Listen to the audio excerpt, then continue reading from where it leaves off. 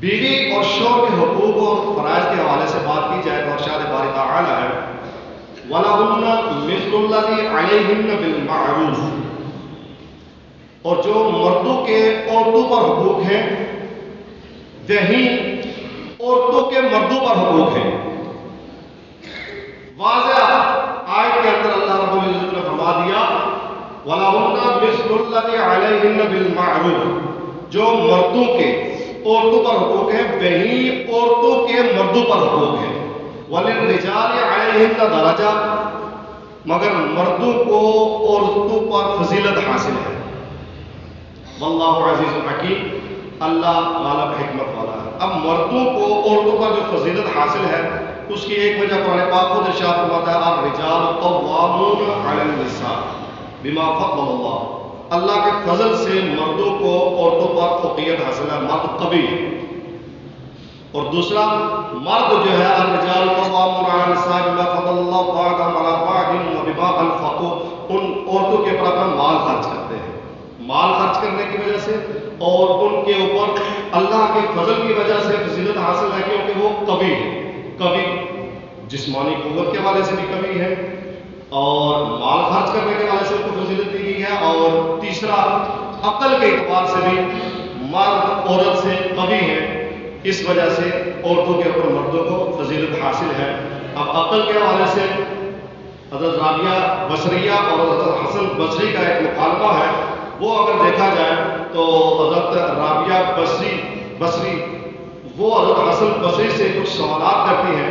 اور ان میں ایک سوال یہ آتا ہے کہ آپ مجھے یہ بتائیں کہ اللہ رب العزت نے عقل اور شہوت کے کتنے حصے رکھے ہیں۔ ایک بات اب ذہن کے اندر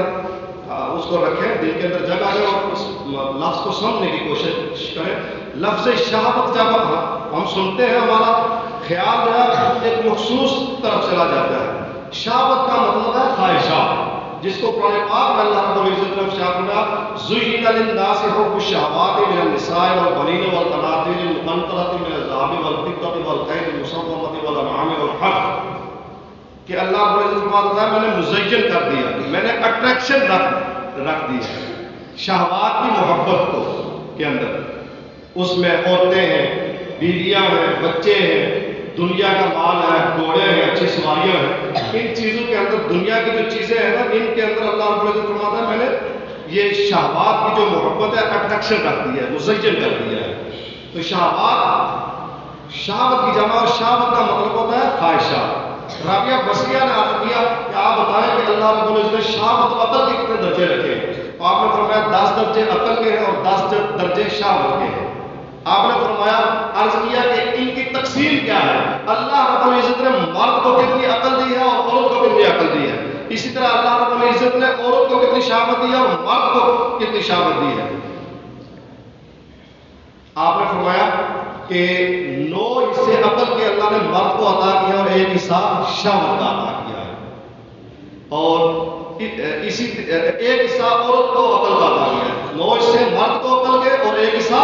عورت کو عطا کیا ہے، اور اسی طرح شہوت کے 10 حصے ہیں جس میں سے 9 حصے عورت کو اللہ نے عطا کیا ہے، 1 حصہ مرد کو عطا کیا ہے۔ تو آپ نے پھر جس درس سے گئے تھے جو سوال حضرت حسن بصری نے کیا تھا نا کہ کیا شادی کے حوالے سے کہ آپ کی کیا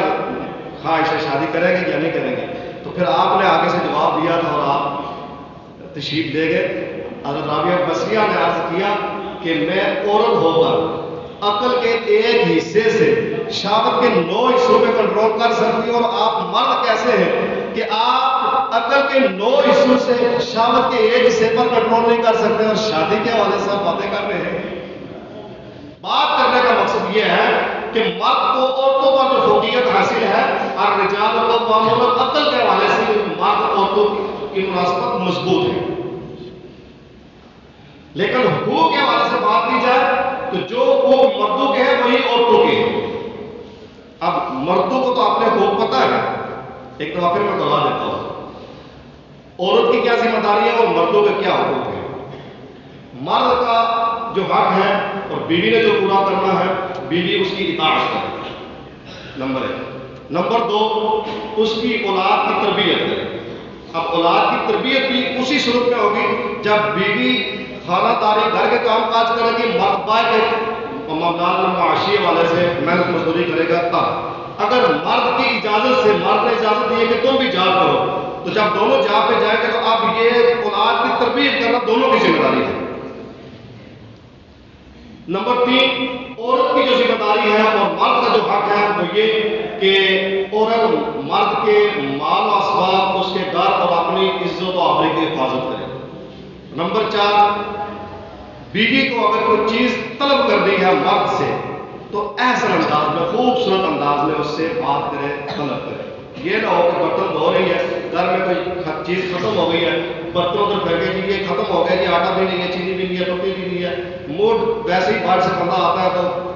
دماغ جو ہے تھوڑا سا گیا ہوتا ہے اور خراب ہو جاتا ہے۔ تو اپنی بچیوں کو یہ سمجھانا چاہیے کہ احسن انداز سے، وعاشروہن بالمعروف، قرآن یہ تربیت فرماتا ہے کہ احسن انداز سے